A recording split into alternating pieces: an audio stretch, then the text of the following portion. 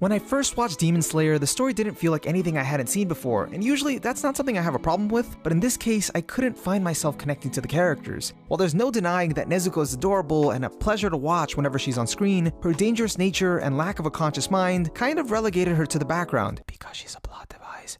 So with that, I was just left with Tanjiro. I understood that Tanjiro was a kind older brother that was just trying to do his best amongst his tragic circumstances, but that was it. There's been tons of bland anime protagonists whose only standout trait is that they're kind. So at first, I wasn't really sure what made Tanjiro any different. But once the other supporting characters were introduced, that's when I understood that I actually understood nothing at all.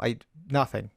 What sets Tanjiro apart is that his kindness truly feels authentic, but this is most accentuated by his interactions with Zenitsu and Inosuke, specifically in the episode where they go to the Wisteria Inn together. This is the first time in the series that you can see Tanjiro have a moment of levity and just be himself around other people outside of his family. And almost naturally, Tanjiro fits right in as the balance between these two crazy, lovable idiots, and the dynamic that they form is truly a blast to watch. Even though Tanjiro spends most of the time reprimanding them and keeping them in line, he never actually gets mad at them. In a way, he treats them like they're his younger siblings. One of the best examples of this is when Inosuke brazenly takes Tanjiro's food and eats it in front of him, and Tanjiro's response is to gladly offer him the rest. It's in this moment that you can see that there's a certain warmth and generosity in the way Tanjiro treats them that can only be defined as that of an older brother. This is when I realized how much being an older brother defines Tanjiro's character and his kind disposition. From early on in life, he learned, as most older siblings do, that it's not just about what he wanted, but about looking after his family, setting an example for his younger siblings, and being a second parent when his father wasn't around anymore. Having to play this role molded Tanjiro to develop a sense of duty, sacrifice, and conformity. Being there for his younger siblings became his responsibility. So imagine how it felt when he failed to be there, stripped of the chance to even lift a finger to protect his family. The weight on his shoulders must have felt unbearable, to the point that it would have driven any sane person over the edge, to be consumed by despair and eventually filled with hate for the one who did it. But somehow, Tanjiro is able to retain his sense of self, his gentle compassion. This is only possible because of his younger sister Nezuko, who despite having become a demon is the one link to his humanity and what keeps him going forward in the darkness. Nezuko's continued existence allows him to keep being the only thing his family ever entrusted him to be, which is a good older brother. This allows the story to be less about revenge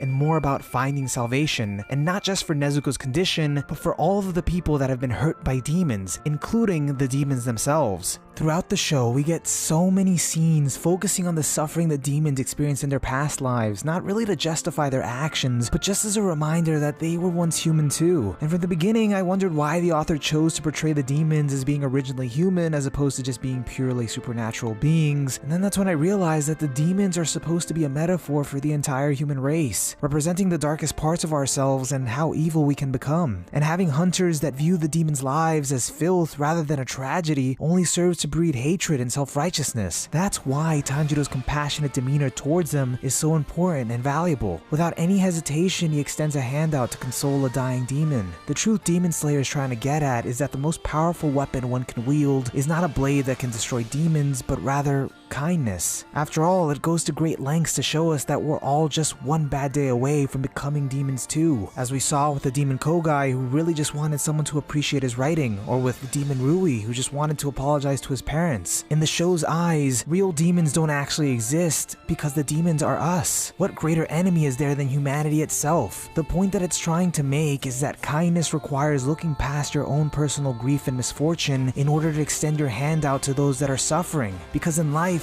suffering is common. We all suffer. That's why the cruelest thing you can do is inflict suffering on someone else, knowing that you yourself are a victim to it. And the mark of true kindness comes in alleviating someone's suffering in spite of your own, even if for just a moment. Because none of us can escape suffering, but that doesn't strip us of the capacity of helping each other through it, giving each other hope, or just letting each other know that we belong. Kindness is the most powerful weapon, but at the same time the most difficult to wield when emotions like hate and selfishness come so easily. Villainizing and justifying is just another excuse, but to try to understand one another, that takes strength. Strength that Tanjiro had to gain. At the start, Urokudaki calls him slow and indecisive because he's too kind. It's not kindness, it's softness. Softness is innate. We're all born soft. Kindness, on the other hand, is a choice that can only be seen in our actions. At the start, Tanjiro's just a boy filled with desperation to save his sister, but doesn't know what he has to sacrifice to make that happen. Later, when he becomes a man in Sabito's eyes, he still bears the same compassion, but this time he has resolve. Resolve is a distinguishing factor between a victim and a warrior. He still possesses that same kindness of an older brother that came from a warm family, but now he can actually do something with it. Meaning that no matter how kind-hearted he is, or how much he doesn't like to hurt others, he'll clench his fist and bravely charge forward to protect what he believes is right, while still never letting himself believe he's above his opponent's suffering. That takes strength.